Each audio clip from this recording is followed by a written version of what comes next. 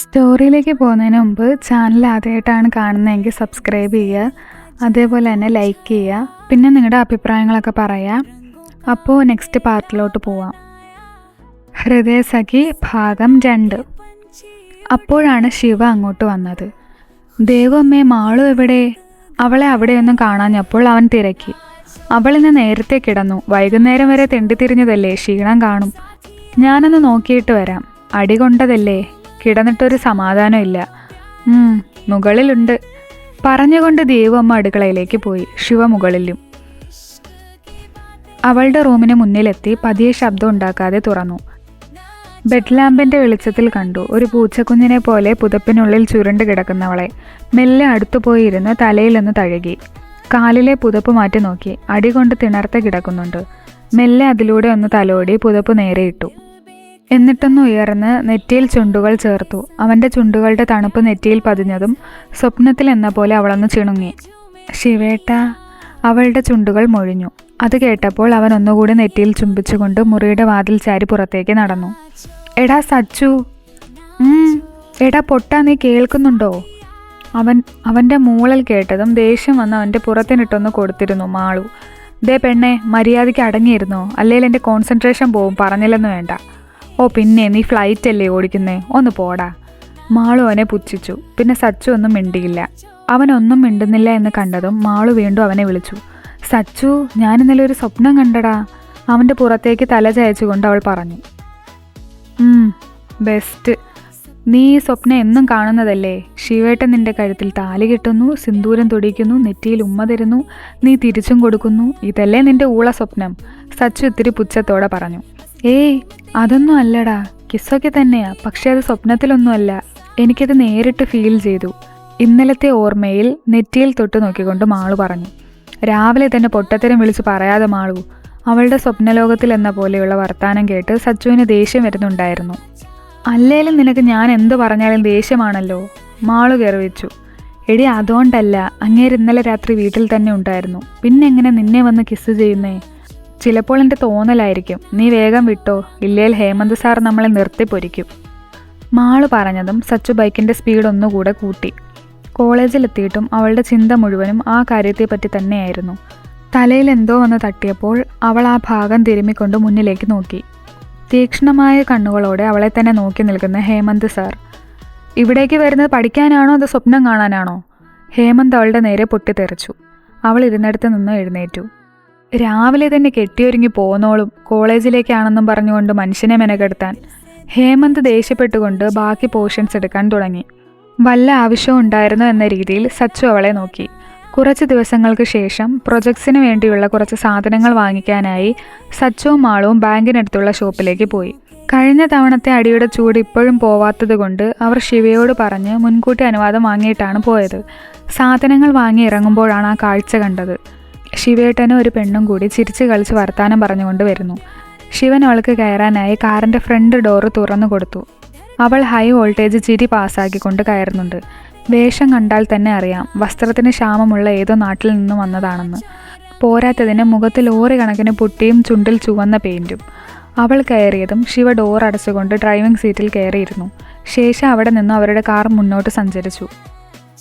അവർ ഒരുമിച്ച് പോകുന്നത് കണ്ടതും മാളുവിൻ്റെ കണ്ണുകൾ കലങ്ങി. അവർ പോയ വഴിയെ നോക്കി ചുണ്ടു പിളർത്തി. കാത്തുവച്ചൊരു കസ്തൂരി മാമ്പഴം കാക്ക കൊത്തിപ്പോയി, കാക്കച്ചി കൊത്തിപ്പോയി. അവളുടെ നിപ്പ് കണ്ട് സച്ചു കളിയാക്കിക്കൊണ്ട് പാടി. പോടാ പട്ടി, വിടടാ വണ്ടി അവരുടെ പിറകെ. ചാടിത്തുള്ളിക്കൊണ്ട് മാളു പറഞ്ഞതും സച്ചു വേഗം വണ്ടിയെടുത്ത് അവരുടെ പുറകെ വെച്ചു പിടിച്ചു. അവരുടെ കാർ ഒരു മാളിലേക്ക് പോകുന്നത് കണ്ടു. സച്ചുവും മാളുവും അവരുടെ മുന്നിൽ പെടാത്ത രീതിയിൽ ബൈക്ക് പാർക്ക് ചെയ്ത് മാളിനകത്തേക്ക് കയറി. ശിവ നേരെ അവളെയും കൊണ്ടുപോയത് ലേഡീസ് സെക്ഷനിലേക്കാണ്. അവിടെ നിന്നും ആ പെണ്ണ് ഏതാണ്ടൊക്കെയോ വലിച്ചിടിക്കുന്നുണ്ട്. ഇടയ്ക്ക് തിരിഞ്ഞ് ശിവയോടും അഭിപ്രായം ചോദിക്കുന്നുണ്ട്. ഇതെല്ലാം സച്ചുവും മാളവും ദൂരെ നിന്നും വീക്ഷിച്ചു. ദുഷ്ടൻ. എനിക്കും ചേച്ചിയും ഡ്രസ്സ് സെലക്ട് ചെയ്ത് തരാൻ പറഞ്ഞാൽ കടിച്ചു തിന്നാൻ വരും. ഇപ്പോൾ കണ്ടില്ലേ അവളോട് നിന്ന് ഒലിപ്പിച്ചുകൊണ്ട് ഡ്രസ്സ് സെലക്ട് ചെയ്യുന്നത്? മാളു സച്ചുവിൻ്റെ ചെവിയിൽ പെറുപെറുത്തു. എൻ്റെ മാളൂസിന് എത്ര ഡ്രസ്സ് വേണം? ഈ ചേട്ടൻ സെലക്ട് ചെയ്ത് തരാമല്ലോ. അവളെ ചൊടിപ്പിക്കാനെന്നോണം സച്ചു പറഞ്ഞു. അതിന് നിൻ്റെ കയ്യിൽ അറ്റ്ലീസ്റ്റ് ഒരു 100 രൂപയെങ്കിലും എടുക്കാനുണ്ടോ? അതും ശരിയാണല്ലോ. ചേട്ടൻ ജോലിയൊക്കെ ആയി മോൾക്ക് വാങ്ങിത്തരാട്ടോ. എന്നെ കുഴിയിലേക്ക് എടുക്കുമ്പോഴായിരിക്കും. മിക്കവാറും നമ്മളെ രണ്ടുപേരെ ഇന്ന് കുഴിയിലേക്ക് എടുക്കേണ്ടി വരുമെന്നാണ് തോന്നുന്നത്. ദാണ്ടെ അവരിങ്ങോട്ടാണ് വരുന്നത്. അവരെ തന്നെ ഫോക്കസ് ചെയ്തുകൊണ്ട് സച്ചു പറഞ്ഞു. വാ, അപ്പുറത്തോട്ട് നിൽക്കാം. അവർ സാരി സെക്ഷനിൽ നിന്നും മാറി നിന്ന് വീണ്ടും അവരെ വാച്ച് ചെയ്യാൻ തുടങ്ങി. സാരി സെക്ഷനിൽ നിന്നും ഓരോ സാരി എടുത്ത് അവളുടെ ദേഹത്ത് വെച്ച് നോക്കുന്നുണ്ട് ശിവ. ഇതെല്ലാം കണ്ട് കലി കയറി നിൽക്കുവാണ് മാളു. നിന്റെ ഏട്ടൻ ഇത്ര വലിയ കോഴിയായിരുന്നു, ആരും പറഞ്ഞില്ലല്ലോ കുഞ്ഞേ. എൻ്റെ ഏട്ടനാ? നിന്റെ കാമുകൻ, അങ്ങനെ പറ. ഇവനെ ഇന്ന് ഞാൻ... മാളു അടിക്കാനായി കൈ ഓങ്ങിയതും സച്ചു അത് തടഞ്ഞു. ഇവിടെ കിടന്ന് അടിയുണ്ടാക്കിയ നമ്മുടെ തടിക്ക് തന്നെയാ കേട്. എന്താ, വേണോ? വേണ്ടല്ലേ, വീട്ടിൽ പോയി ശരിയാക്കി തരാട്ടാ. മാളു സച്ചുവിനെ നോക്കി പറഞ്ഞു. അതിനെ അവൻ പുച്ഛിച്ച് തള്ളി. പർച്ചേസ് എല്ലാം കഴിഞ്ഞ് അവർ മാളിൽ തന്നെയുള്ള ഫുഡ് കോർട്ടിൽ കയറി. അവരും പുറകെ കയറി. ശിവയുടെ കൂടെയുള്ള പെണ്ണ് എന്തൊക്കെയോ മെനു കാർഡ് നോക്കി ഓർഡർ ചെയ്ത് കഴിക്കുന്നത് കണ്ടു. ശിവ ഒരു കോഫി മാത്രമാണ് കഴിച്ചത്. ഫുഡ് കോർട്ടിൽ നിന്നിറങ്ങുമ്പോഴും ആ പെണ്ണ് ശിവേട്ടനോട് ചേർന്ന് കയ്യിൽ തൂങ്ങിയാണ് നടപ്പ്. കണ്ട കപ്പിൾസ് ആണെന്നേ പറയൂ. ഇത്രയൊക്കെ ആയപ്പോഴേക്കും മാളുവിൻ്റെ സകല നിയന്ത്രണവും പോയിരുന്നു.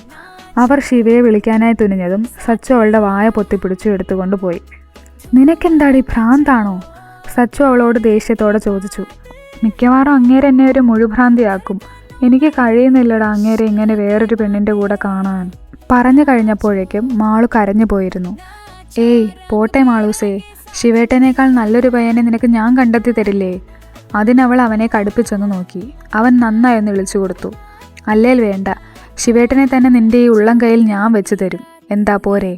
അവളുടെ വലതു കൈയിൽ പിടിച്ചുകൊണ്ട് സച്ചു പറഞ്ഞതും പെണ്ണ് ചിരിച്ചു. എന്നാൽ നമുക്ക് പോയാലോ? ആ പ്രാന്തൻ എത്തുന്നതിന് മുന്നേ വീട്ടിലെത്തണം. പറഞ്ഞുകൊണ്ട് സച്ചു ബൈക്കിൽ കയറി സ്റ്റാർട്ട് ചെയ്തു. മുഖമെല്ലാം തുടച്ചുകൊണ്ട് മാളുവും കയറി. അവരുടെ ബൈക്ക് വീടിൻ്റെ മുറ്റത്തേക്ക് കയറിയതും അതിനോടൊപ്പം തന്നെ ശിവയുടെ കാറും വന്നിരുന്നു. ശിവയുടെ കാറ് കണ്ടതും പെണ്ണെത്തി വലിഞ്ഞ് കാറിനുള്ളിലേക്ക് നോക്കി. അവൾ കൂടെയില്ല എന്ന് കണ്ടതും അവൾക്ക് കുറച്ച് ആശ്വാസമായി. അപ്പോഴേക്ക് ശിവ കാറിൽ നിന്ന് ഇറങ്ങിയിരുന്നു. കയ്യിൽ കുറേ കവറുകളും ഉണ്ട്. അവൻ നേരെ വീട്ടിലേക്ക് കയറിപ്പോയി. സച്ചുവും മാളുവിനോട് പറഞ്ഞുകൊണ്ട് പോയി. മാളു ഫ്രഷായി വന്ന് ഒരു ടീഷർട്ടും പാവാടയും എടുത്തിട്ട് ബെഡിലേക്ക് വീണു. മുകളിൽ കറങ്ങുന്ന ഫാന് നോക്കി കിടന്നു. പതിയെ കണ്ണുകൾ അടഞ്ഞു തുടങ്ങുമ്പോഴാണ് ബെഡിലേക്ക് എന്തോ ഒന്ന് വന്നു വീണത്. നോക്കുമ്പോൾ 32 പല്ലും കാട്ടി ചിരിച്ചുകൊണ്ട് സച്ചു കിടപ്പുണ്ട്. രണ്ടുപേരും അങ്ങനെ കിടന്നുകൊണ്ട് തന്നെ മുകളിലേക്ക് നോക്കി. പരസ്പരം ഒന്നും മിണ്ടിയില്ല. സച്ചുവിനറിയാമായിരുന്നു പറഞ്ഞില്ലെങ്കിൽ കൂടി മാളുവിൻ്റെ വേദന. മാളൂസെ, നീ വിചാരിക്കുന്ന പോലെയൊന്നുമില്ല. അത് ഏട്ടൻ്റെ കോളേജ് ഫ്രണ്ടാണ്. അവളുടെ നേരെ തിരിഞ്ഞു കിടന്നുകൊണ്ട് പറഞ്ഞു. നിന്നോടാരാ പറഞ്ഞേ? ഏട്ടൻ അമ്മയോട് പറയുന്നത് കേട്ടതാ. ശ്രുതിയോ അങ്ങനെ എന്തോ ആണ് പേര്. മാളൂസെ, ഇനിയെങ്കിലും നീ താഴേക്ക് വാ, എല്ലാവരും ഉണ്ടവിടെ. നീ ഇല്ലാഞ്ഞിട്ടൊരു സുഖമില്ലടി. വാ മാളൂസെ പ്ലീസ്. പറഞ്ഞുകൊണ്ട് സച്ചു അവളുടെ കയ്യിൽ പിടിച്ച് വലിച്ചുകൊണ്ട് എണീപ്പിക്കാൻ നോക്കി. വയ്യ സച്ചു, പീരീഡ്സ് ആണ്. മാളു അവിടെ തന്നെ കമിഴ്ന്ന് കിടന്നു. പീരീഡ്സ് ആയാൽ മാളുവിന് വയ്യാതാവുമെന്ന് അവൻ അറിയാമായിരുന്നു. അതുകൊണ്ട് തന്നെ അവൻ പിന്നെ ഒന്നും പറഞ്ഞില്ല. ഒരു പുതപ്പെടുത്ത് അവളെ പുതപ്പിച്ചുകൊണ്ട് അവളുടെ അടുത്ത് അവളെയും കെട്ടിപ്പിടിച്ചുകൊണ്ട് കിടന്നു. ഒരമ്മയുടെ വയറ്റിൽ പിറന്നതല്ലെങ്കിലും ഒരു ദിവസത്തിൻ്റെ വ്യത്യാസത്തിൽ പിറന്ന അവൻ്റെ കൂടപ്പിറപ്പായ കുഞ്ഞനിയത്തിയാണ് മാളു. അവളുടെ കാലിൽ ഒരു മുള്ളു കൊള്ളുന്നത് പോലും അവന് സഹിക്കില്ല. സച്ചു ചുറ്റിപ്പിടിച്ചതും മാളു ഒരു പുഞ്ചിരിയോടെ ഉറക്കത്തിലേക്ക് വീണു. സച്ചുവും എപ്പോഴും അവിടെ കിടന്ന് തന്നെ ഉറങ്ങിയിരുന്നു. ഇവരെ താഴേക്ക് കാണാഞ്ഞിട്ട് അന്വേഷിച്ചു വന്ന ദേവമ്മ ഈ കാഴ്ച കണ്ടതും പതിയെ ശബ്ദമുണ്ടാക്കാതെ രുക്കുവമ്മയും വിളിച്ച് കാണിച്ചു കൊടുത്തു.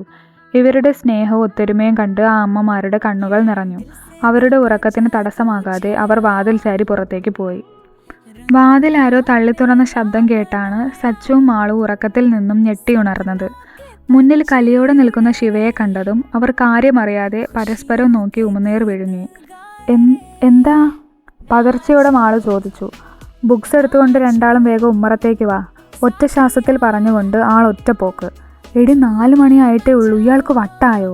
ഫോൺ എടുത്ത് സമയം നോക്കിക്കൊണ്ട് സച്ചു ചോദിച്ചു. അത് പിന്നെ പണ്ട് മുതലേ ഉണ്ടല്ലോ.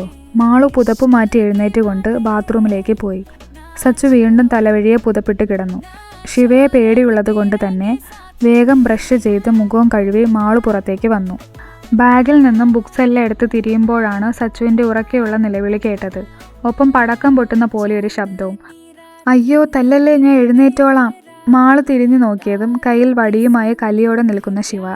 വീണ്ടും അവനെ അടിക്കാനായി വടി വീശിയതും ചാടി എണീറ്റുകൊണ്ട് പുറത്തേക്ക് പോകലും കഴിഞ്ഞിരുന്നു സച്ചു. മാളു പെട്ടെന്ന് തന്നെ ബുക്സ് എല്ലാം എടുത്ത് ഉമ്മറത്തേക്ക് ഓടി. അവിടെ ഇട്ടിരുന്ന ടേബിളിനടുത്തുള്ള ചെയറിൽ പോയി ഇരുന്നു. ബുക്ക് തുറന്നു വെച്ച് അതിലേക്ക് മിഴികൾ താഴ്ത്തി. മുന്നിലേക്ക് ഒരു ഗ്ലാസ് കട്ടൻ ചായ നീങ്ങി വന്നപ്പോൾ മുഖമുയർത്തി നോക്കി. കുടിച്ചോ, ഉറക്കം പൊക്കോളും. ചിരിയോടെ പറഞ്ഞുകൊണ്ട് ശിവേട്ടൻ മുന്നിൽ നിൽക്കുന്നു. ശരിക്കും ഈ ചിരിയിലാണ് താൻ വീണുപോയത്. ചിരിക്കുമ്പോൾ കവിളിൽ തെളിയുന്ന നുണക്കുഴിയും മീശയ്ക്കിടയിലൂടെ കാണുന്ന നിരയൊത്ത പല്ലുകളും ആരും ഒന്ന് നോക്കിപ്പോകും. ടേബിളിന് മുകളിൽ ശിവ ഉറക്കെ തട്ടിയതും മാളു ഞെട്ടി. വീണ്ടും പുസ്തകത്തിലേക്ക് മിഴികൾ താഴ്ത്തി. അവനും അവളെ തന്നെ ശ്രദ്ധിക്കുകയായിരുന്നു. വായിക്കുമ്പോൾ പിടയുന്ന കണ്ണുകളും ശബ്ദം പോലും പുറത്തേക്ക് വരാതെ ചലിക്കുന്ന ചുണ്ടുകളും മുഖക്കുരു വന്ന് തുടുത്ത കവിളുകളും താടിയുടെ ഒരു വശത്തായി കാണുന്ന കറുത്ത മറുകും കാണുന്തോറും അവൻ്റെ ഉള്ളിലെ കാമുകൻ ഉണർന്നു. അതിലൊന്ന് അമർത്തി ചുംബിക്കാൻ അവന് തോന്നി. താടിക്ക് കയ്യം കൊടുത്തുകൊണ്ട് അവളെ തന്നെ നോക്കിയിരുന്നു. സച്ചുവിൻ്റെ നിഴലനക്കം കണ്ടതും വേഗം തന്നെ നേരെയിരുന്നു. അവനും ബുക്ക് തുറന്നുകൊണ്ട് മാളുവിനടുത്തിരുന്നു.